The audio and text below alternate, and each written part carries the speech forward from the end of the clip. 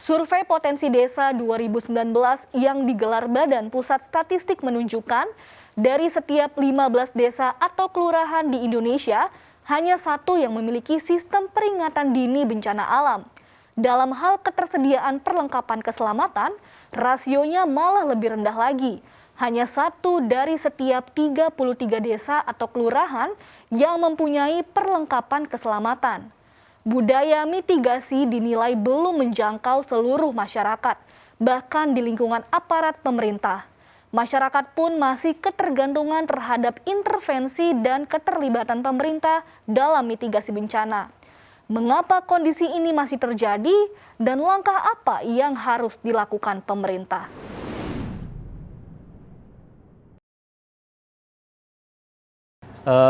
Budaya mitigasi ini mungkin agak sulit dipahami dari masyarakat. Secara umum ini yang bermakna, mitigasi kan secara umum bermakna mengurangi dampak.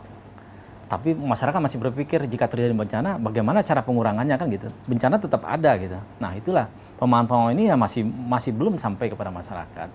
Ya, saya ulangi lagi, pemahaman yang masih kurang kepada masyarakat ini kita tetap lakukan. Sosialisasi, edukasi kepada masyarakat, kita sampaikan kepada masyarakat terkait itu. Nah, memang perlu kesabaran. Ini menjadi tantangan buat kita semua. Satu-satunya pengetahuan masyarakat terkait mitigasi dalam konteksnya seperti apa, itu yang masih perlu kita lanjutkan. Masyarakat masih merasa keberatan jika mitigasi ini harus dibebankan kepada masyarakat. Artinya, seperti tadi saya sampaikan, membangun rumah harus mitigasi. Begitu juga konsep mitigasi kepada daerah-daerah, wilayah-wilayah yang rawan bencana. Kita harapkan kerjasama kita dengan pemerintah daerah. Pemerintah daerah jika memberikan izin atau wewenang untuk developer membangun rumah atau perumahan, diharapkan tidak berada di daerah-daerah yang rawan bencana.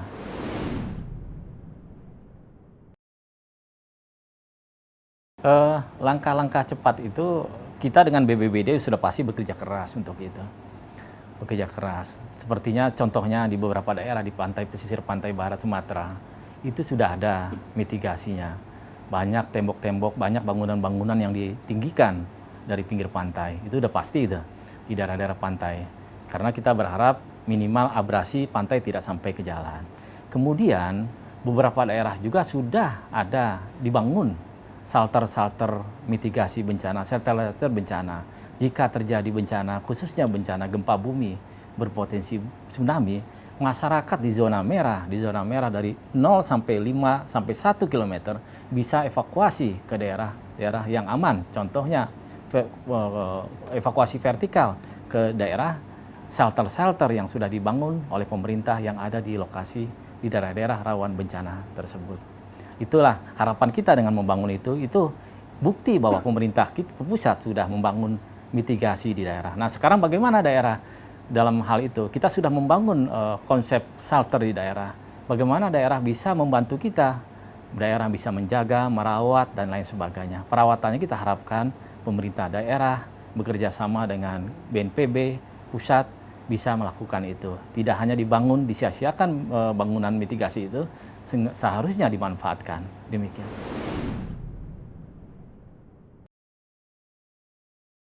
Memang kita akui keberpihakan itu masih kurang. Artinya pemerintah daerah anggarannya pun masih tidak memenuhi untuk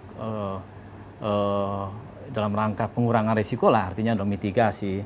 Mereka memang masih berharap ke kita, terutama daerah-daerah provinsi yang masih belum tingkat ininya lebih tinggi daripada provinsi-provinsi lain itu. Memang mereka berharap seluruh perawatan, pemeliharaan, dan latihan termasuk latihan-latihan masih berharap dari kita. Nah, bagaimana kita meyakinkannya itu? Seharusnya pemerintah daerah melalui DPRD-nya masing-masing meyakinkan kepada DPRD, inilah fungsi, inilah guna mitigasi. Mitigasi perlu biaya mahal. Nah, perlu biaya mahal, perlu dianggarkan di anggaran APBD, dan tidak semua pemerintah pusat yang harus menanggung itu. Kita harapkan pemerintah daerah ada sharingnya, sharing anggaran dari dana APBD untuk pemeliharaan, termasuk shelter-shelter yang sudah dibangun oleh pemerintah pusat, termasuk biaya untuk pelatihan-pelatihan, hanya pelatihan simulasi, pelatihan-pelatihan lainnya untuk lari ke daerah shelter ketinggian tadi, tidak semua diharapkan dari pemerintah pusat saja. Kita berharap pemerintah daerah di sini bisa berkontribusi bersama-sama membangun mitigasi di daerahnya masing-masing.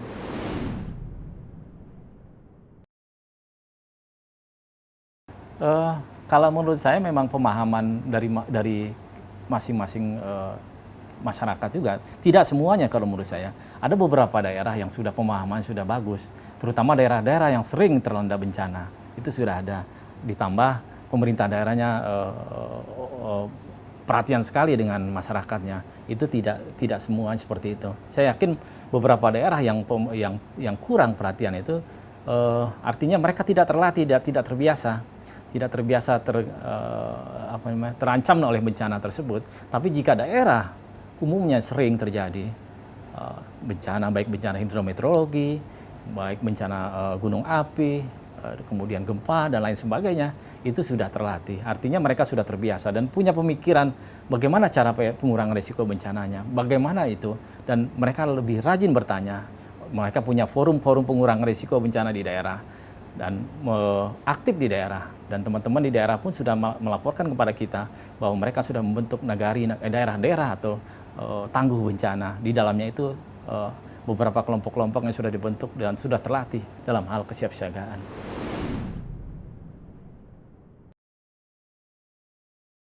Ya, kalau kita sebagai pemerintah, tugas kita tidak akan berhenti. Artinya memang tugas kita mengayomi dan memperhatikan masyarakat, terutama masyarakat di pusat maupun di daerah. Tugas kita seperti itu. Nah, kita tidak akan lepas tangan, artinya daerah masyarakat pemahamannya agak lambat dan lain sebagainya. Kita terus memberikan motivasi, memberikan semangat kepada pemerintah daerah, bagaimana caranya pemahaman itu bisa tumbuh kepada masyarakat. Memang pemahaman itu agak sedikit sulit dipahami. Contohnya misalnya, bagaimana caranya kita supaya seperti dalam keluarga tadi, saya berharap ada semacam SOP jika terjadi bencana, apa yang dilakukan. SOP itu harus ada di dalam keluarga masing-masing. Seperti contohnya saya punya keluarga di daerah rawan bencana. Bagaimana caranya mengantisipasi jika terjadi bencana? Bagaimana di mana titik kumpulnya pada saat terjadi bencana tersebut? Nah, hal kecil itulah harusnya sudah dipahami. Nah, kemudian bagaimana cara pencegahannya? Sudah siapkah kita menghadapi itu? Nah, disitulah sudah seharusnya masyarakat sudah paham. Tapi saya yakin tidak semua masyarakat tidak paham. Ada beberapa daerah, saya sudah banyak beberapa daerah, sudah paham terkait mitigasi, bagaimana pengurangan risiko bencana dan lain sebagainya. Saya rasa itu, sebagian kecil lah masyarakat yang masih tidak peduli dengan kondisi daerah sekitarnya dan kondisi daerah tersebut, daerah rawan bencana.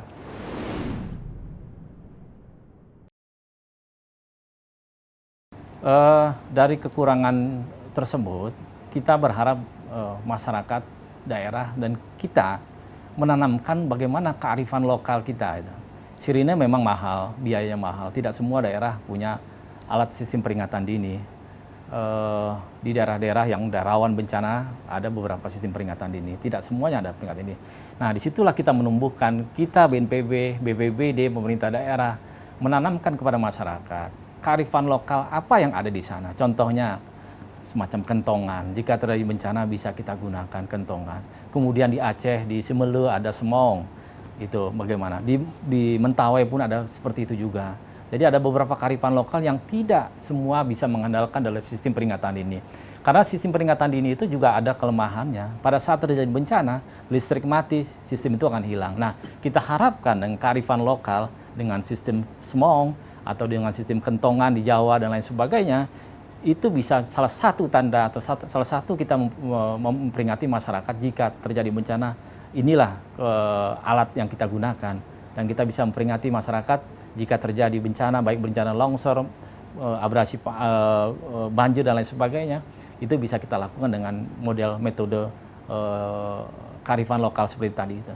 Di beberapa daerah BNPB sudah membentuk, kalau di daerah Sumatera Barat, di daerah saya itu terbentuk Nagari Tangguh Bencana. Di desa-desa lain namanya desa tangguh bencana. Nah, disitulah peran BNPB, terutama BPBD lah, memberikan pelatihan-pelatihan kepada masyarakat, memberikan petugas siapa yang membunyikan kentongan, siapa yang memberikan yang lainnya gitu, sistem peringatan lainnya kepada masyarakat, kita berikan tugas. Ini loh petugasnya, dan dilakukan jika terjadi bencana, baik itu longsor, banjir dan lain sebagainya. Sistem peringatan ini saya rasa secara tradisional ini lebih mudah dipahami oleh masyarakat dibandingkan sistem sirine. Kita memang BNPB sudah beberapa banyak kita coba di daerah-daerah memberikan sistem peringatan diri seperti sistem peringatan diri pergerakan tanah.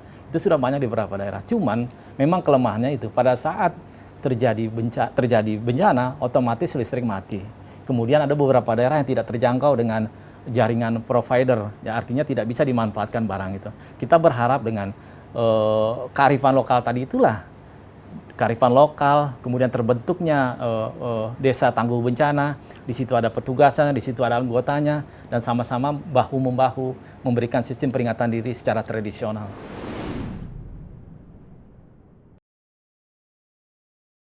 Cukup tinggi. Saya dulu pernah di daerah, waktu itu saya pernah jadi orang BPBD. Tahun 2011 saya sudah mendapat pelatihan seperti itu. Kita di BPBD, saya mantan orang BPBD, teman-teman BNPB sini datang ke sana, dibentuklah, kalau di daerah saya Sumatera Barat, Nagari Tangguh Bencana. Di daerah lain ada Desa Tangguh Bencana. Itu ada SK-nya tuh. Mulai dari SK Bupati, SK di kami, SK Wali Nagari, SK Lurah. Nah, mau tidak mau itu harus berjalan dan terbentuk. Memang ada permasalahannya agak klasik, umumnya dana. Jadi dana itu kan kadang-kadang di daerah minim. Jadi kita bentuk suatu bentuk kelompok tangguh bencana, tapi tidak ada dana, sama juga bohong istilah orang sini kan.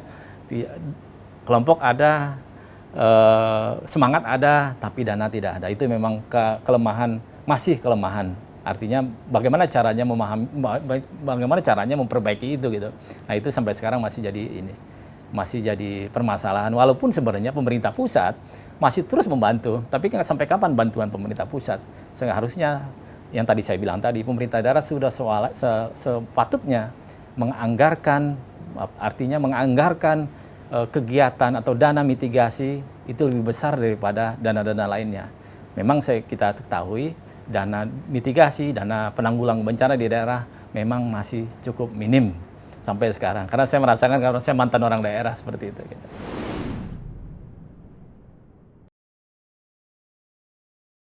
Tidak, mitigasi tidak istilah menghabiskan ongkos. Itu terus ada. Artinya kita harus berbuat kepada masyarakat. Harus berbuat, apalagi pemerintah pusat.